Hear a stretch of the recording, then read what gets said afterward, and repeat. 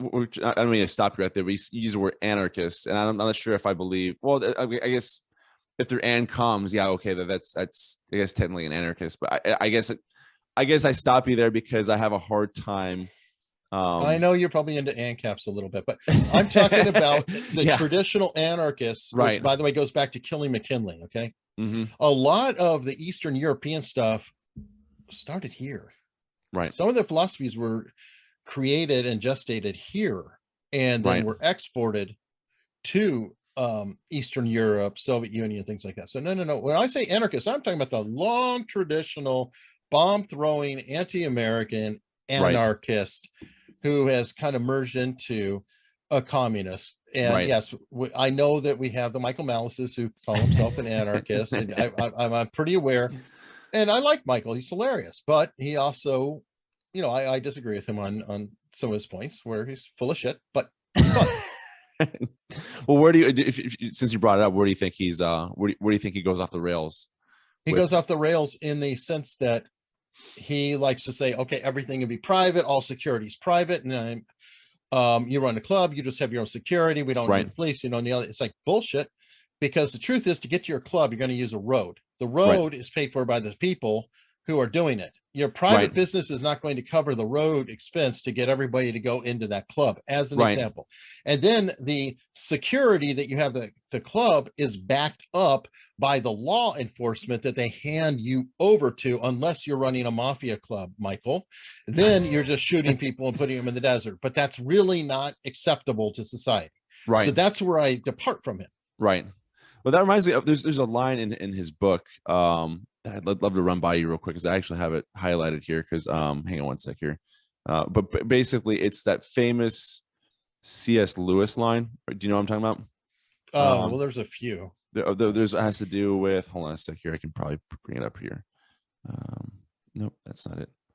Where the heck is it? Okay. It has to do with the, hold on a sec here. Bear with me just. I'm really sorry for those watching. This is. Oh, you're editing it out later. Yeah, no, I'm not going to edit this out. But basically, no, I like to keep things as authentic as possible. But basically, the whole idea, it's the quote that I'd rather be ruled by robber barons than someone with good intentions, because the good intent person, I think I just saw it here. The person with good intentions at the end of the day are going to rule in such a way where they really don't. They'll go to like the greatest means or the greatest lengths. It's much more eloquently stated than that, which I'm rather like sitting here. But anyways, I'll see if I can dig it up here. I understand it, and I love a lot of what Michael Malice says. I do find him hilarious. I find him interesting. I find him provocative. He is a professional troll, and he calls himself that. I'm not insulting him. And I appreciate it. I think you might even supported me when I was talking about it. I did, tweet or something. I remember this, correct. That trolling, and I always see it as holding up a mirror to the person.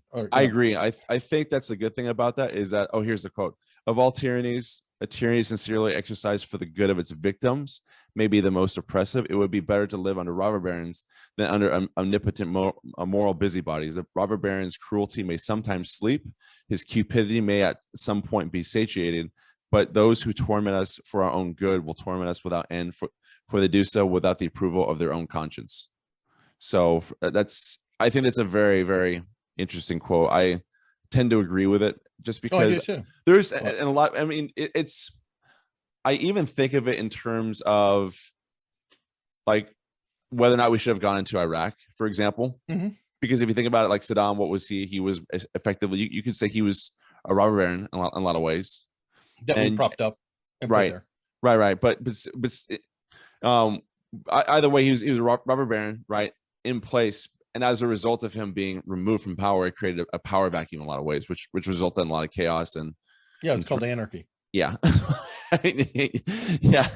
No, that's point taken on that one. So I don't know, but but if you can even apply this to what's going on right now, where people say, "Oh no," it's because I think the whole idea behind that quote, and I'd love to get your thoughts on this. You take a moral posture, a moral stance on that, where you basically say, "Oh, I'm doing this." the whole position of, oh, it's the right thing to do. Like, what's your take on like moral arguments in general? I'll shorten it. The road to hell is paved with good intentions. Right.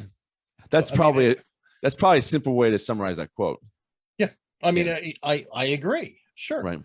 It doesn't discount exactly my criticism of Michael Malice's about you can by the way, you can criticize them as much as you want right now. I'm not so no, I'm not saying you are. I'm just saying that it's not necessarily responsive. Well, I'm saying you are. No, I'm kidding. Oh, okay, good. I also am a big believer that two things can be true at once. Yeah, that's true. I think that's true.